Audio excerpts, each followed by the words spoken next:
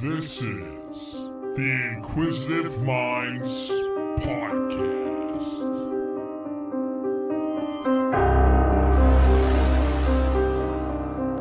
Hey, thank you for tuning in to the Inquisitive Minds Podcast. I'm Johnny Smith.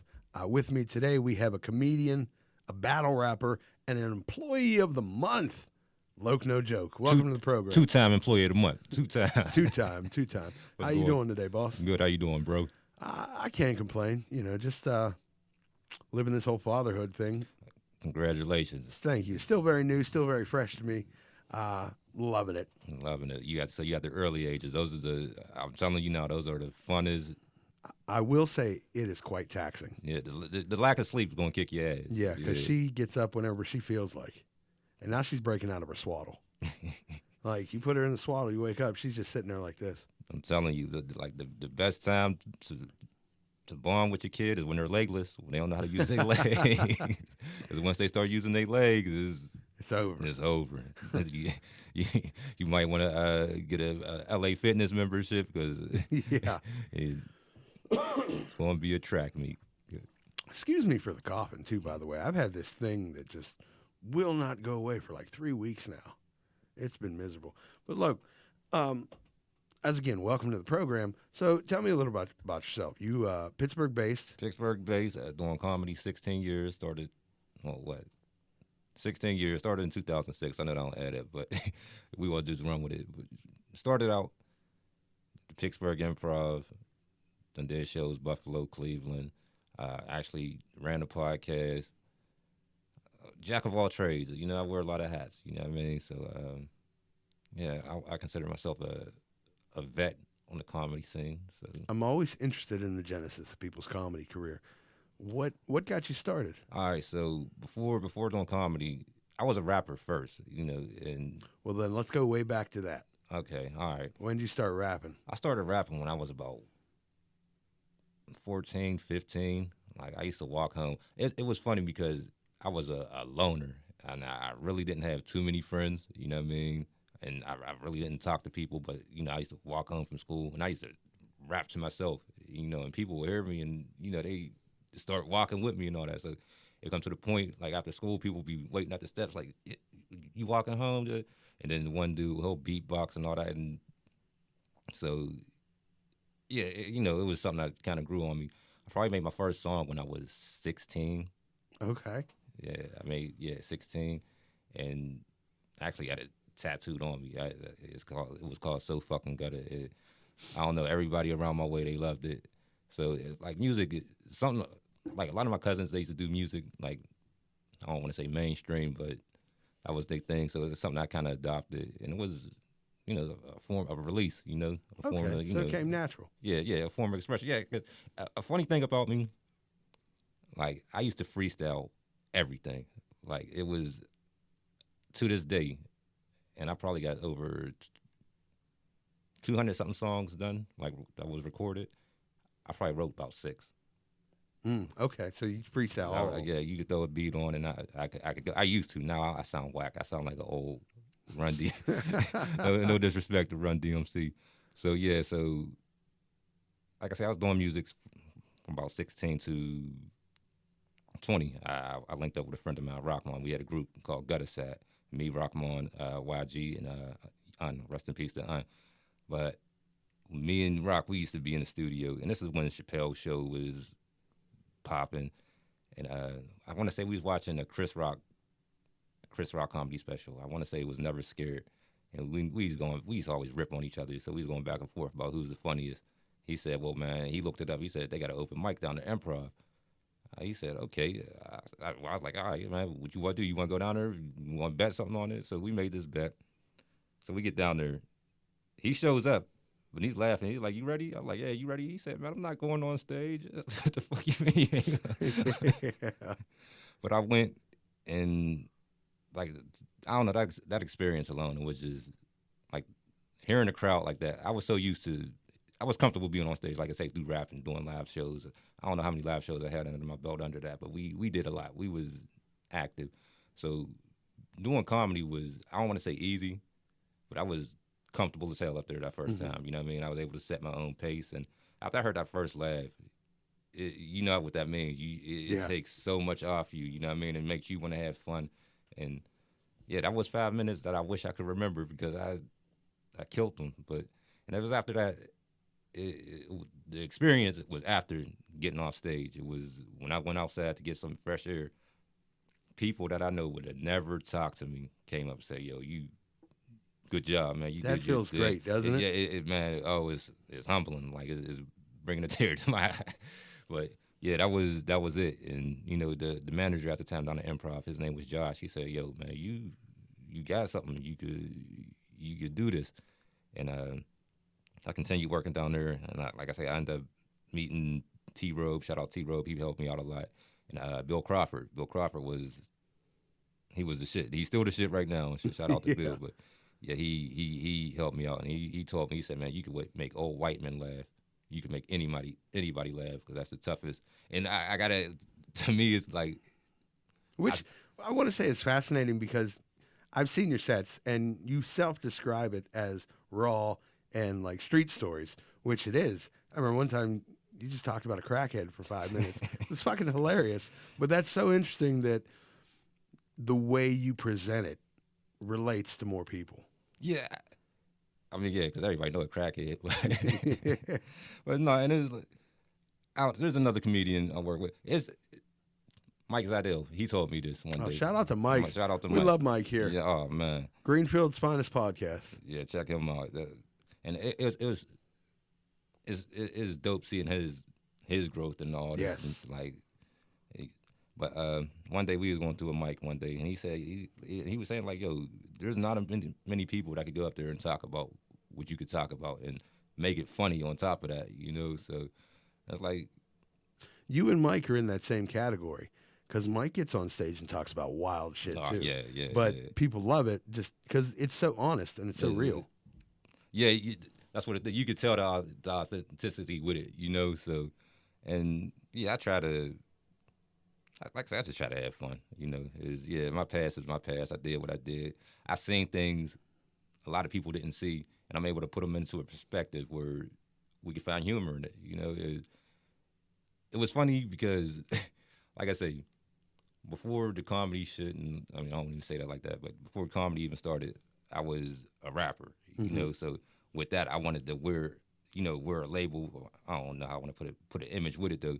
So I was in the streets, you know what I mean? Yeah. Unfortunately, that led me to jail, and like I said, outside of rapping, dog, I did not say 2 words to nobody, you know what I mean? Unless we was doing something else, but it was jail that like brought a different animal out of me, you know. So that's when I started to, like, I used to always be a shit talker, but that's when I started talking shit to a different level. Like, you know, I was talking shit to COs. Like, Yeah.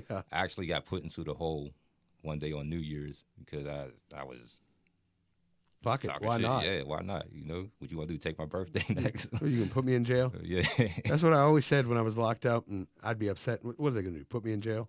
yeah. Even in the hole, I was talking shit. Like the lieutenant, he was cool with me. He said, "Why?" He said, "What you mean, why? This is." I don't know. I wasn't thinking, but it was like I say. After that, 2006, I did my first open mic, and then Pittsburgh. That's when they started doing the annual competition. Pittsburgh, what is it called? The King of the Spring. Not the King of Spring. King of the Spring came later. The one at the end of the year.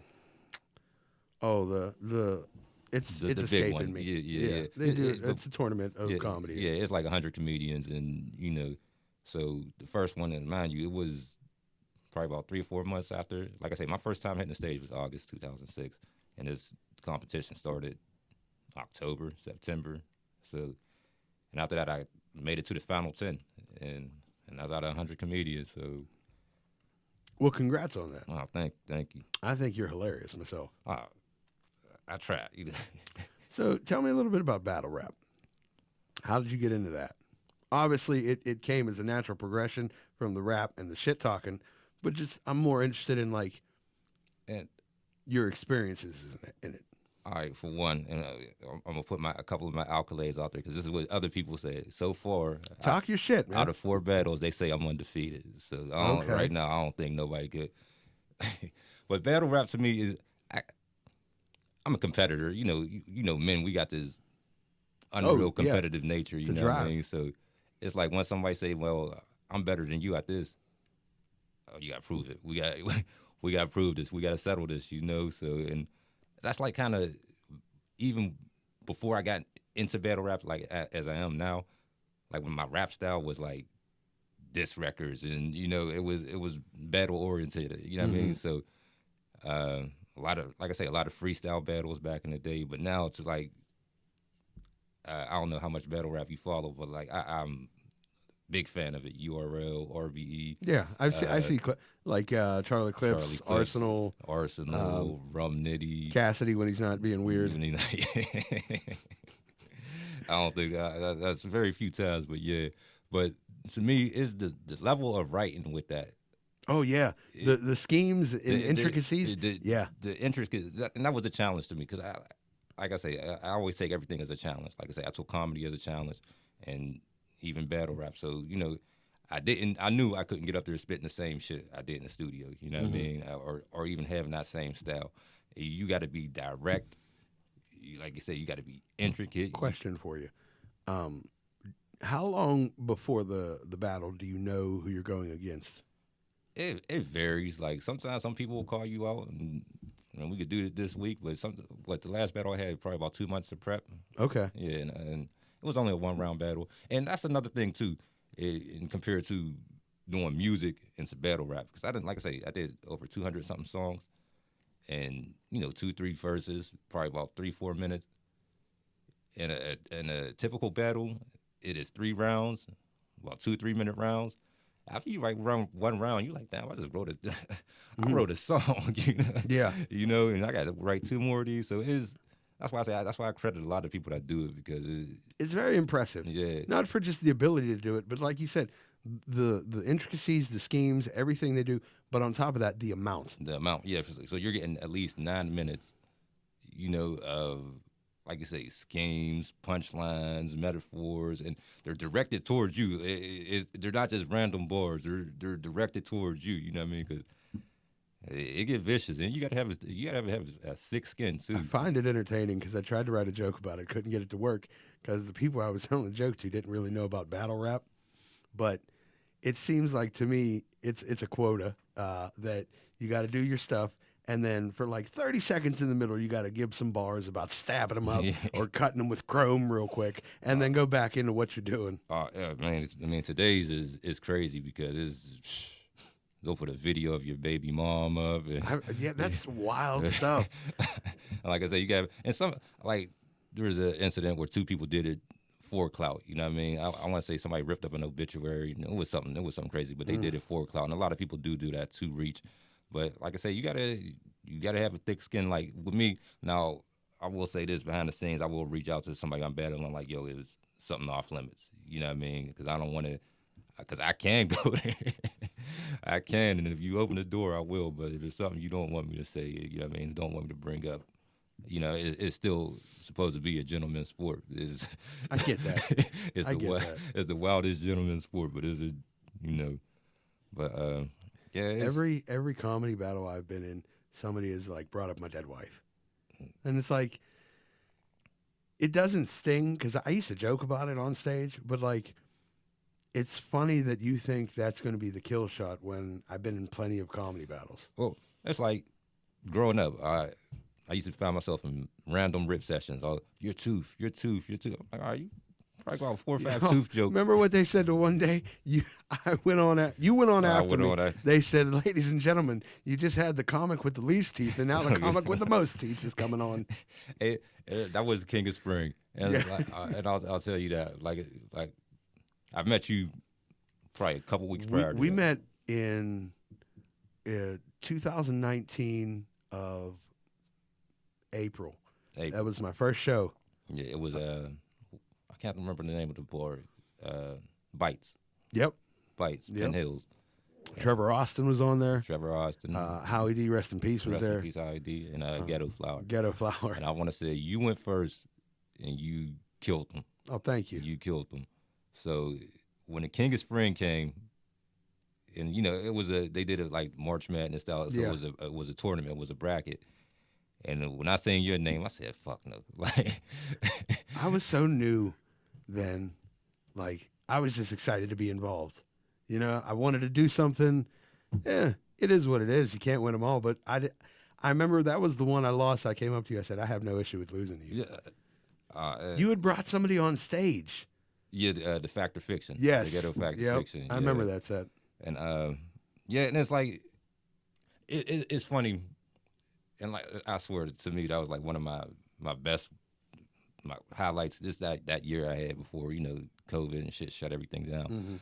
Cause like I say, the week before, and I forget the guy's name too, and he was hilarious, and it was like, fortunately I they let me go after, you know what I mean? So if I would have went first, I would have been fucked. I'd have been knocked out, and it was just me walking down the aisle, and this is the rapper in me that was like, yo, what can I think of on the spot, you know what I mean, to steal some of this momentum. And like I say, that week, I can't forget his name. He was an Indian guy. I want to say Kador. I can't remember his name. But I went down there, and the first joke I said, I looked at this couple. I said, yeah, y'all, how long y'all been together? And they said it. I said, so y'all in love? They said, yeah. So I looked at dude. I said, do you really love her? He said, yeah. I said, did you ever eat her butt to trap music? And the improv erupted, so, and it was just like that. So like I say, it was the same thing. Next week, it was me versus you. I said, man, what can I say to try to, like sway this? And it was like, yeah, we got the, they put this is fucked up. I tell you what, that was a good audience that night. Oh yeah. The whole tournament. Yeah, that was fun. They're always fun. Yeah. And then especially the more you're involved in the community, you're up there with all your friends, having fun no matter what. Yeah. See, that's been one of my biggest things. Like I say, we was talking about before, I came up in like two different classes, two different eras. I don't want to say eras, but two different groups. And to watch everybody's progress is like, it's wild. It's wild. It's something different, and I love it. Like me personally, I love it. Like I'm never gonna throw shade at nobody or try to tear down what they do because everybody's ground is different. And well, I think a lot of times, especially in men with the competition, when it's especially win or lose. With comedy, it wasn't, especially that tournament specifically, it wasn't like you had an amazing set and you fucking bombed. It was like you had a great set, you had a better set. You know what I mean? So it wasn't like the type of competition of like black and white win or losing. Yeah. Or I had 50 people there, I just went through that, and that happens. That's man, very frustrating. The last show I did actually, it burnt me. But you know what? I was sitting there with a friend, and I looked around. I said, "Man, I could put my best 12 minutes on right now, and I'm not walking out of here winning." And exactly what I did. I put on one of my best sets, but it's a part of it. It's like another thing people get discouraged about is bombing. It happened. It sucks. It sucks, but it happened. It's not the end of the world. It's just miserable. And especially if it's only 10 minutes, 15 minutes. Yeah, it sucks so bad, but it's going to be all right. And you're going to grow from it. If you take your ego out of it, you'll grow from it. Because the worst thing you could say is, it was the crowd. The rule of thumb is it's never the crowd. It's you. Now, granted, there's exceptions. But if you go with that attitude, you're never going to learn anything from it. On the flip side, it do be the crowd, but it's still you. It's your preparation. You know what I mean? To follow up with the King of Spring, so Trevor ended up winning. Mike came in second. I ended up coming in third. And the set I used that final night, I used probably about 2 days later. Bomb. But it wasn't the crowd. That was my first open mic. I did really well for an open mic. You know what I mean? The next day, I did another open mic, bombed. And I was so new, I didn't know anything. I'm thinking to myself, these are the same words. What the hell just happened here? Last night was great. But, it's part of growth. Oh, yeah. I know it's scary. I know it's frightening, but. It ain't even. It's going to happen. Like, you can kill them as much as you want, but everybody ain't going to like you. Yeah. So but. I mean, I know some shows that I bombed on that I know specifically it was me. Yeah. It was my fault. I was up in Cleveland, and they introduced me, all the way from Pittsburgh. It was football season and blah, blah, blah. And 2 minutes in, I start going in about the Browns and blah, blah, blah. Like 90% of the crowd literally turned around. Oh yeah. And just, I had to keep going. But I knew, like, I should not have said that shit. I'm an idiot. But that's one thing I'll never sit there and say I should have never said because I said it. I mean, yeah, I feel that. I 'Cause said I know it. that going forward, Yeah. if I don't want these same results, I can't be saying this stuff to these people. I was doing a show. I want to say down the Spirit Lounge. James Phelps. Shout out to James. Was it James Phelps? No, I want to say it was a Pick Your Poison. Actually, it was Howie and Oh, those were fun. yeah, it was Pick Your Poison. And I spun the wheel, did my thing, then I went on to my set. And probably about 4 minutes into it, I slipped up and I said the G word. And I'm not going to say it on here because I said the G word. Not calling nobody it. I was talking about somebody's Okay. job. Yeah, Okay. yeah. I learned my lesson about that. So. Yeah. And like I said, I'm rolling. I'm killing them. And then I say that. And it was complete silence. And everybody looking at me like, I said, what? And I'm looking up. This episode of the Inquisitive Minds podcast has been brought to you today by Goat Grinder. All right, hey everybody. My name's Ron. I'm the owner of Goat Grinder, and this is the Inquisitive Minds podcast. We're sponsoring this forever now. We're going to give Johnny $1 million, so everybody watch this. No, I'm kidding. Anyways, so it's grinder, sifter in a mason jar. It's this is your pressure band, keeps it all together. It's your top grinder, bottom grinder. When you're ready to grind up, slip it on there, give it a snug, throw in, I don't know, whatever you want, and then off center post, so you don't smash everything in the middle, and then all your junk will fall into this handy dandy sifter, and then everything else will fall in here. I use it to make relish. So what happens is when I grind up you get all your pickle stuff in here, but then you don't have to have a fucking juicy hot dog. You dump out that extra sauce.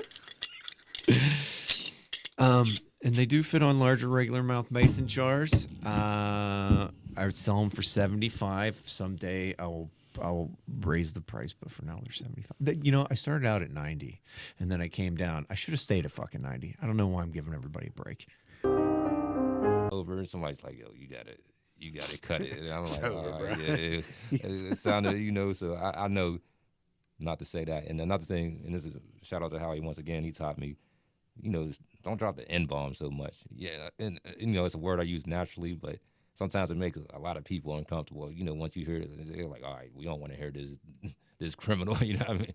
So, a female comedian pulled me to the side once and said, sometimes you're a little bit too rough on women. And so I figured out how to, tell some of my jokes. I've seen some of these sets. Yeah, and if you see them now, it's the same set, but it's like I say, I was able to tailor it, you know what I mean? So it's so as raw as it gets, but it's, absolutely. But like I say, I'm able to see where somebody else is coming from, you know what I mean? So, like I say, when a female came to me and said, you need to, basically she was telling me she was offended, and that's not my job is to entertain, not offend.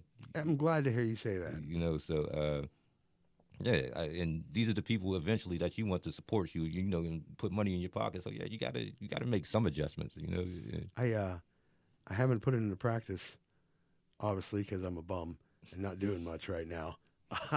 But I remember hearing somebody talk about that your target audience should be married women, because those are the women that drag men out on dates. And if you want to go to a comedy show, that's a great date night. So that makes a lot of sense. I never thought of that, but yeah. And it, you know what? I hate to say this like this, but I prefer mixed couples, instead of having, you get that cluster of bros that are yeah. And then one of them thinks you're not funny. Yep, they want to steal the show. They think it's about them, but like you said, you got your wife there. She gonna keep you in check. You unless you got to do a Will Smith and go slap somebody.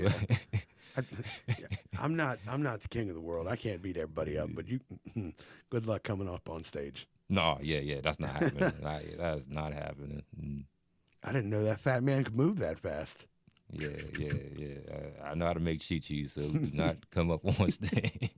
So how long did you do? You said you did 2.5 years? I did a couple I did 2.5. I did a year before that. Then I did a few probations. Overall, I gave probably about 5 years of my life to a system that I shouldn't have gave. But then there's some things that molded me too, you know. So everything happens for a reason. And like I say, I don't think after my first, if I would have never went to jail the first time, who knows if I do stand up, you know. I get that. Like is It definitely shaped my perspectives, and I gained a lot of growth out of there. You Oh, know, yeah, I know it sounds counterproductive, but like we were just talking about this off air, I'm coming up on 10 years since my release, and you know, if you're not going to change, you're not going to be out that long. oh no, you're not. Yeah, yeah. The same thing. I got out in 2012, so 11 years, and you know, is as a person, you just got to ask yourself, like, yo, what am I doing? You know what I mean? And, you know, I could sit there and use, I'm a black man and, you know, the system's against me. But sometimes I got to sit there and reflect on the dumb decisions I made, you know, to drag me towards this, to make me a magnet towards the system. So it's all accountability. And that's one thing I learned, like I say, in jail, in the halfway house. And shout out to one of my house monitors, I forget what they call him. But he pulled me to the side one day and he told me about being a man, and a lot of the shit he said made sense, and it was all based off accountability. You can't consider yourself a man if you don't want to hold yourself accountable for situations that you directly or don't directly. I mean, so I was like, yeah. So since then is, you know, taking things in my hands. I was in the pattern of, you know, I got arrested a few times, got locked up a few times, and after the last one, what really stuck out to me the most was like the guys in there that you'd meet that's just what they did. Yeah, You know, 4 years of clip here, boom, you know, that's their life, and that's one thing. 2 years here, and I didn't want that. That's what I said to myself. That's not my life. This is not my life. Like, yeah, as much as a thug as I thought I was, no, this ain't me. Yeah, Like, I mean, it's cool if that's what you want to be, but I want more out of life than that. I like to pick what lunch meat I want to eat. I don't want the same bologna for 4 days. Yeah, you'd bring up a date like, oh, I was born in '87. The guy was like, yeah, I was doing a bit in Rockford in '87. Like, bro, you got to change something. I was on my 6th year in '87. Yeah, like I always looked at like whatever they did to get in there, whatever is, it doesn't matter to me. Yeah, like it's not a badge of honor. It's but if not you're a like flex. doing habitual, like you keep going down for drug bids or whatever, is the money you get to run out, you know, your little run you have for a year or 2 years or 3 years worth, sitting down for another 6, and then you got to get out and, oh yeah, you can meet up with your people again, but then it's the same fucking Same process. thing, yeah. You ain't living. Money is not the end all be all. Like, you know, it's necessary, but it's not it. Like, one thing I like, and I'm changing is the experiences. You know, there's a lot of things I didn't experience because I put myself in a certain box. Like I say, I wanted to run the streets. I wanted to play gangsters. You know what I mean? And when I put myself in a box, it put me in a box for real. But now it's like I say, I want to take my skill to the next level. You know what I mean? I want to do short films. I want to do more than just Okay. yeah. You know, like I say, I was doing a podcast. You know, I want to do media. I want to. Like, shout out to Todd, what he got going on. Todd, shout out to Todd. Shout out to Club Sandwich. Everything he's doing. Shout out to Oneberg. You know, guys, check out his shows. Check out the Incline Show. Todd's always got his hand in the mix doing some stuff. Yeah, and you know, and that's the way. I just want more. You know, and it's messed up. And like you say, the people, back to the people that's in jail, it's the want. And some people be cool. They be cool with that bologna sandwich for 4 days.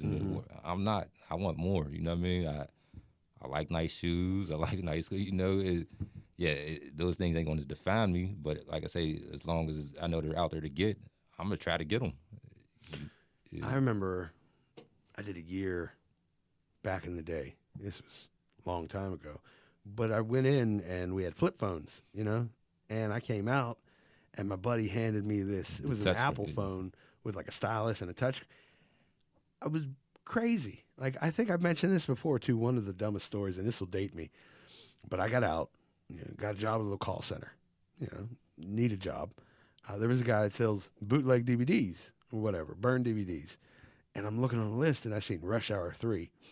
And I was like, oh, whoa, when's this coming out? I want this. I'm excited. He's like, bro, this is my last copy. This came out like 6 months ago. Like, you just lose chunks of life that you can't replace. I was riding around with a friend the other day, and she always jokes with me about, we always joke about music, and she was put a song on. It's like, you ever heard this? And sometimes I'd be an asshole, just say, no, that I heard it.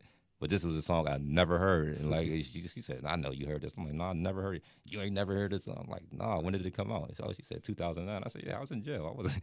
Yeah, that whole 2009 don't exist to me. So whoever won the NBA Finals, Super Bowl, or null and void. It never happened in my world. There's chunks of life that are just gone. Yeah.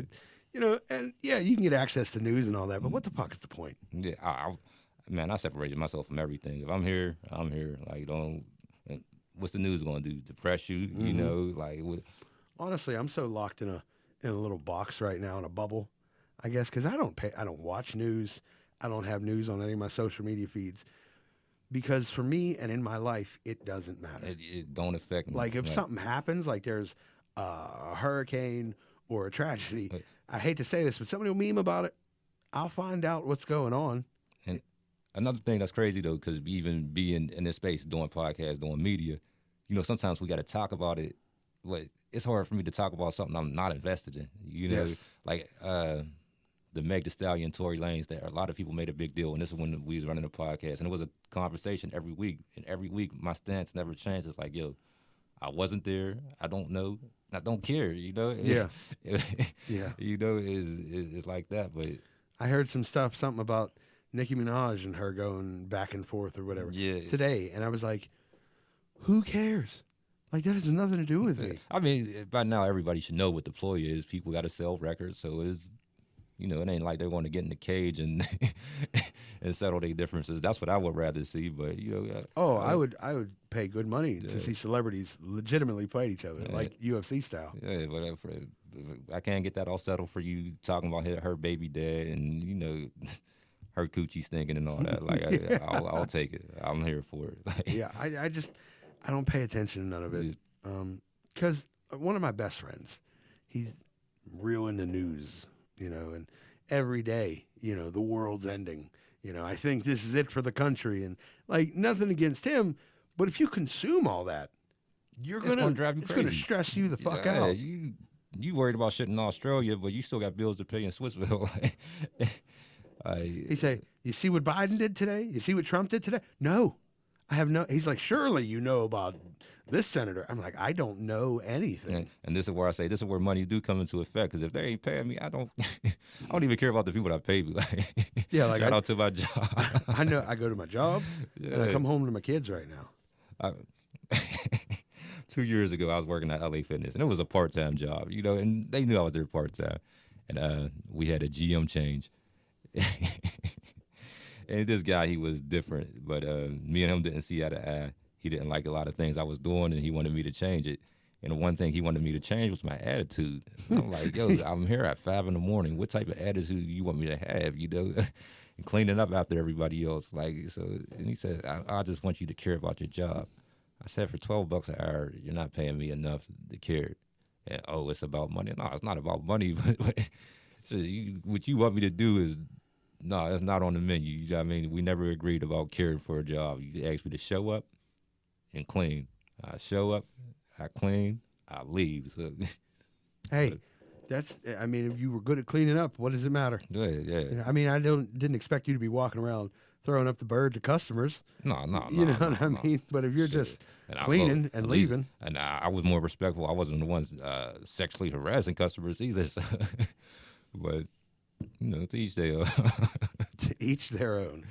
Oh, but, my. Yeah, so like I say, for everything that's going on that don't affect you, is not affecting your family, why invest into it, I seen Luka got 73 points the other day. Yeah, so not something I invest to for whatever odd reason, just to contradict everything I talked about. Yeah, 73 points. I seen Joel got 70. 70. And then Cat got 62 the same night. And that was Kobe's anniversary of 81, wasn't it?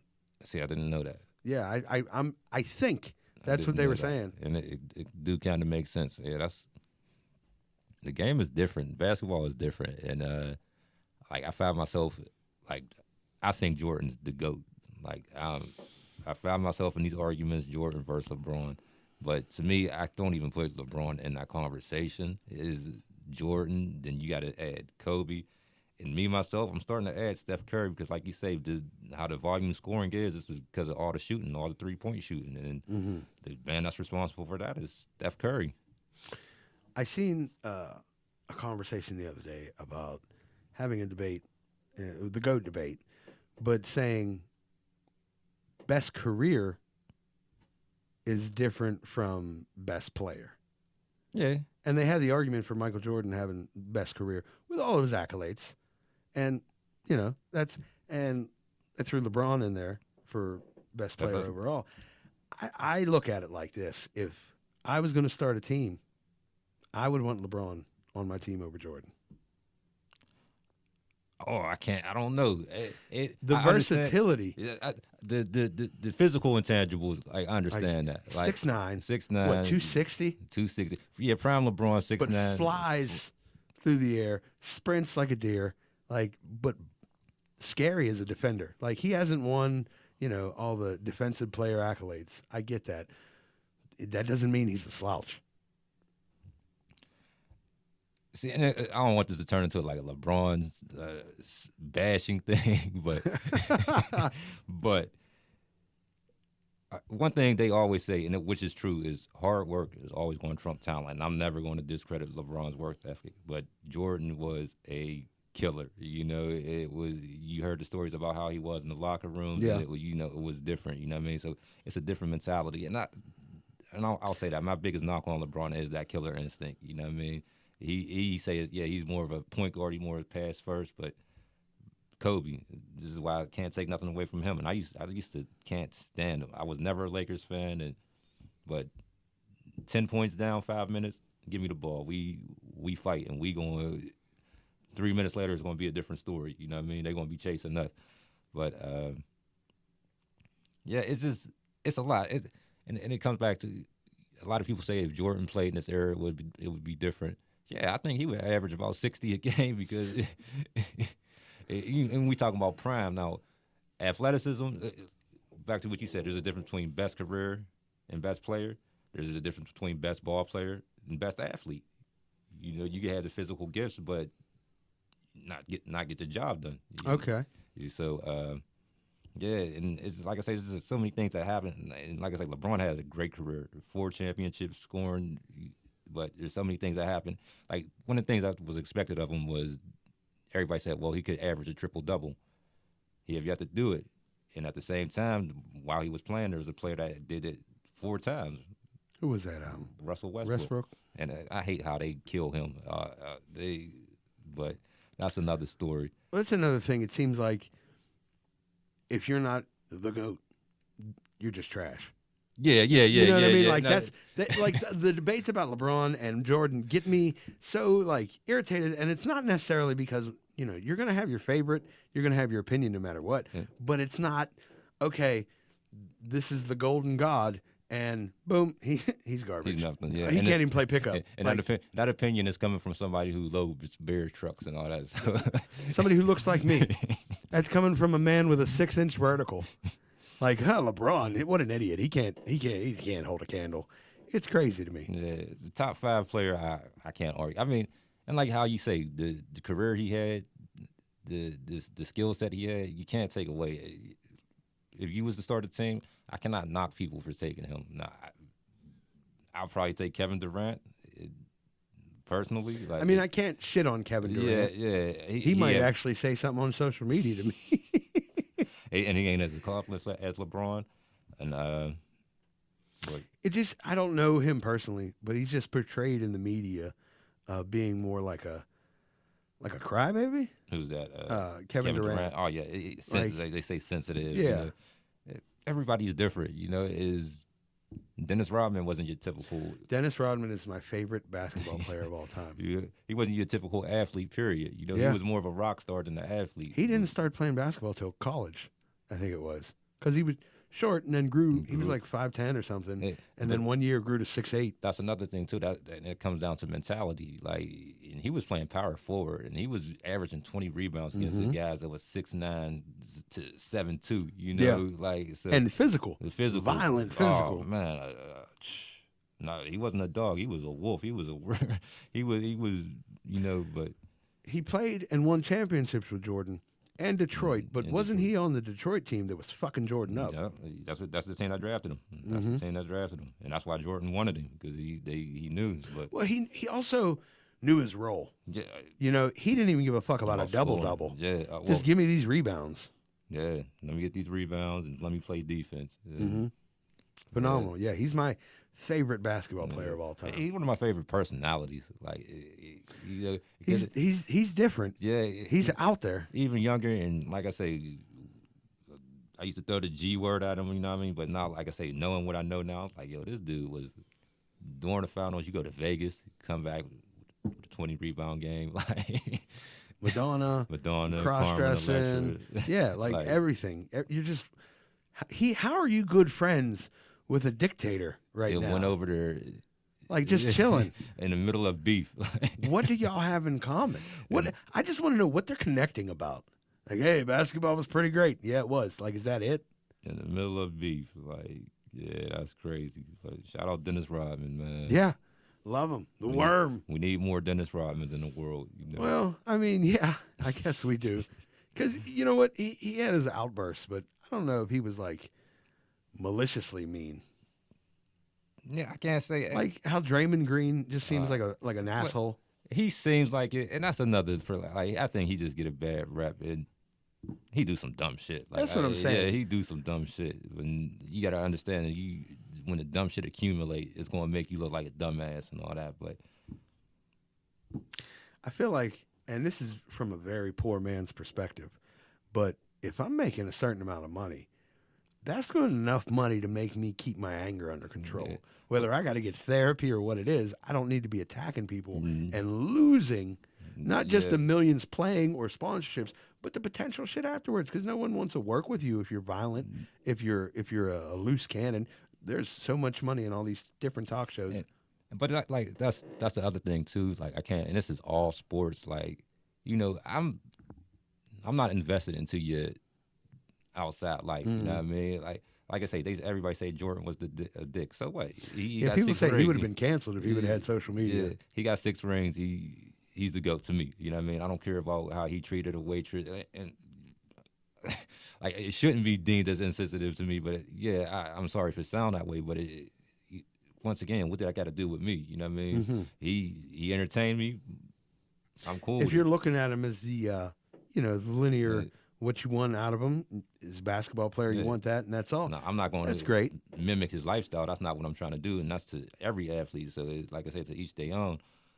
So, like I say, back to Draymond is, and I hear there's nothing but good things behind the scenes. You know what I mean? So it's like, why are we painting a picture on this person just because what he do for 48 minutes a night every other night? You know what I mean?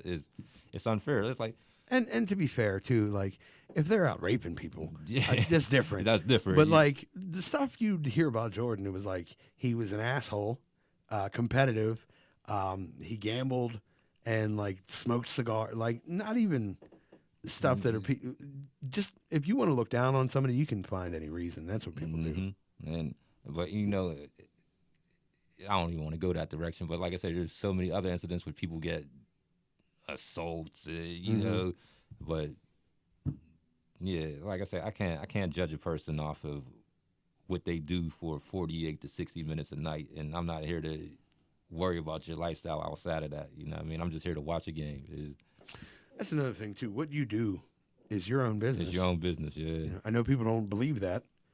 Like, if you want to make yourself look like an asshole, fine by me. Just Like, get a well, triple perfect double. example, Dennis Rodman. Dennis Robb, yeah. Just doing the most extra stuff outside of basketball, but he delivered. Delivered. He got 4 titles to show for it.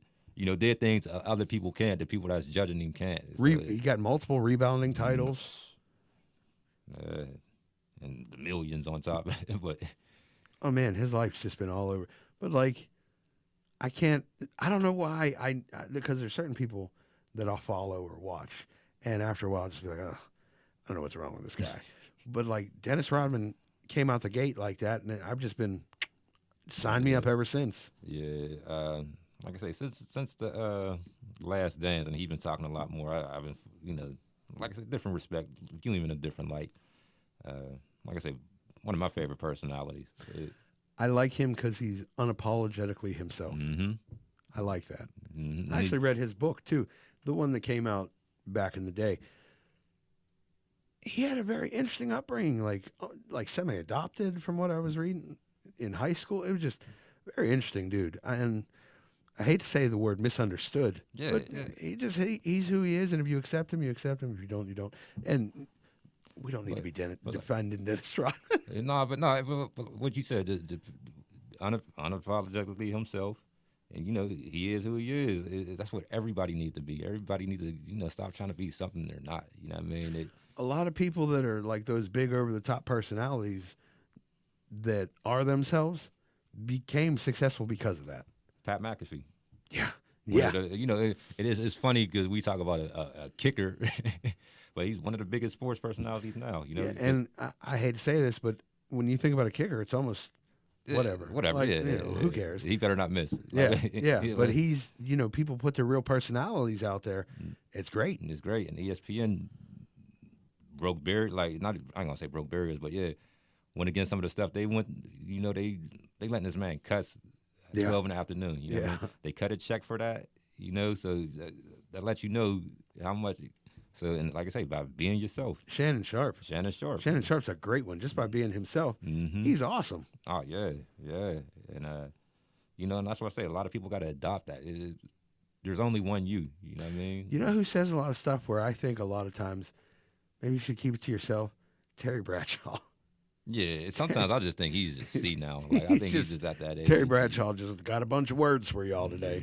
He's just losing it, yeah. But so, look, you got any upcoming projects? Upcoming projects?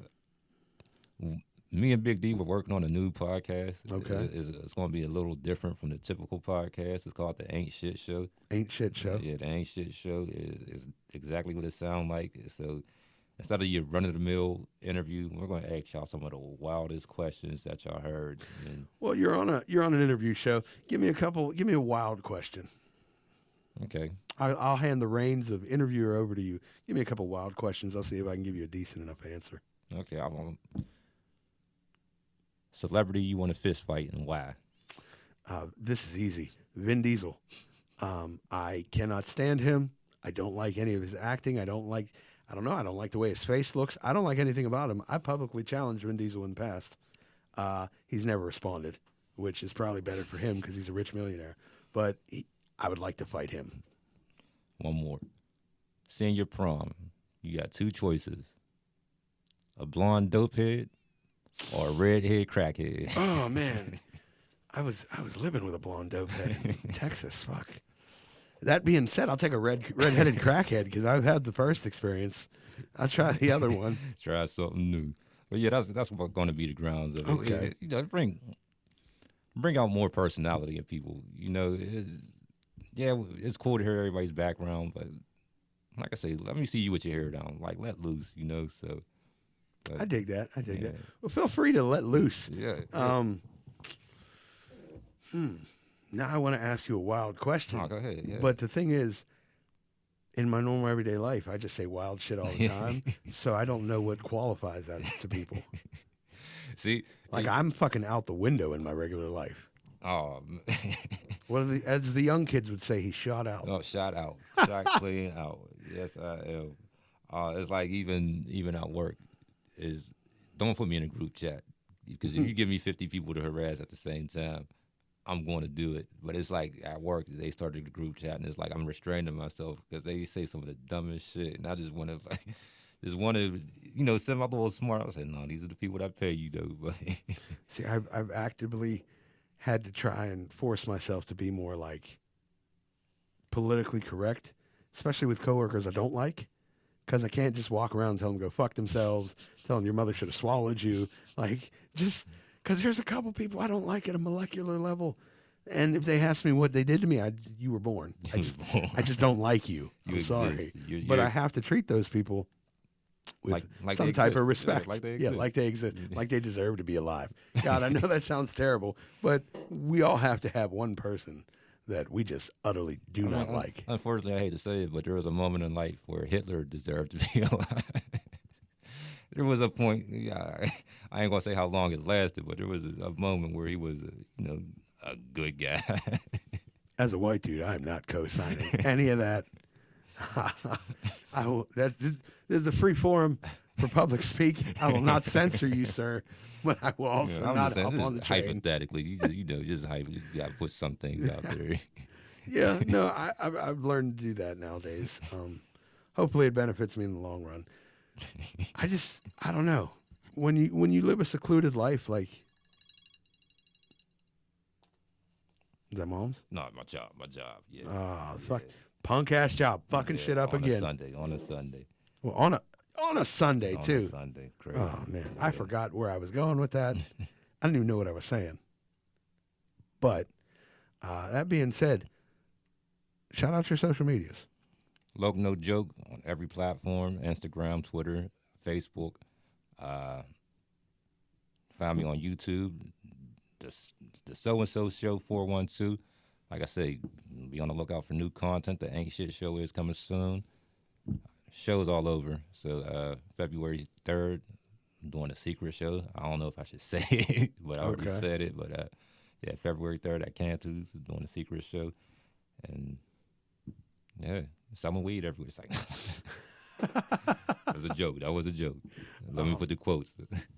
Before we head out of here, what advice would you give to a young performer? Listen to the critics. Like, everybody's not hating you. And like I say, you got to keep grinding. Be you.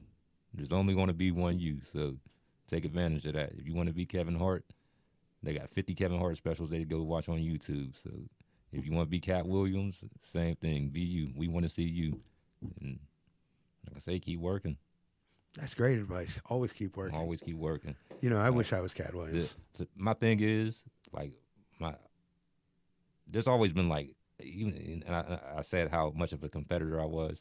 I don't compete with you. I don't compete with Mike. I don't compete with Trevor. You know what I mean? I compete with my last set. You know what I mean? So if you want to compete with anybody, compete with yourself. You know what I mean? So once you know your standard, you know what your best show was, try to top it. You know what I mean? Once you top that, on to the next one. So it's like, your peers ain't your competition. You can learn a lot from them. And yeah, so That's beautiful advice. but That's beautiful advice. I wish I took that in more when I was younger. I mean, it's never too late. Yeah. It's never too late. So shit, as long as we here, we got the opportunities. And When you look at your peers, especially in an industry as competition, that's where you develop like the unnecessary negative feelings towards people. Yeah, that's when everybody's hating on you. You know what I mean? And like I say, it's all this unnecessary animosity. Oh, I should beat her. No, you shouldn't. If you should beat her, you would beat her. You know. There's a few people that I'm very decent friends with that back when I started, I thought, oh, such an asshole or such a rude piece of shit, when they would give me advice that you don't want to hear. You know what I mean? Like, I hate getting advice that I don't want to hear, but that's the most important advice. Yeah, it's the shit you need to hear. Yeah, it's like I say, with the things that Howie told me, the things that other comedians told me. Like I say, I honed it and it helped me. It don't, like, I didn't get in my car and say, "Oh, this motherfucker was hating. I'm gonna go back to my next show, bitch." You know, yeah, I learned. You know what I mean? So growth is important, and this is no matter what. It's in life. Period. Growth is important. Like, if you want to be at the same house, sitting on the same couch for 40 years, that's cool. Like, it's like you say, but there's people that want more. You got to figure out how to get it. You know what I mean? And you got to sacrifices, changes. Yeah, you always gonna be you. Like, if you're grounded, you always gonna be who you are. But to do the necessary things, to get the things you want, you gotta do the necessary things. So. Great advice. Mm-hmm. Great advice. You said and I ask this to every guest You said you didn't have any paranormal experiences? No, like I said, I just probably talked to a ghost when I was high once or twice, but they never pitched it on the weed, so I don't even want to bring one. That's a great way to end it right there. Thank you for coming in, guys. Check out all his social thank you. medias. Loc, it's been an absolute pleasure. Oh, thank you. Thank you for having me, and you keep doing what you got to do. Yes, sir. Until next time. Until next time. And we will see him on the Ain't Shit show, for sure. Oh, I'm excited. I'm looking forward to it. This is All right, man. Thank you, man. the Yes, sir. Inquisitive Minds Podcast.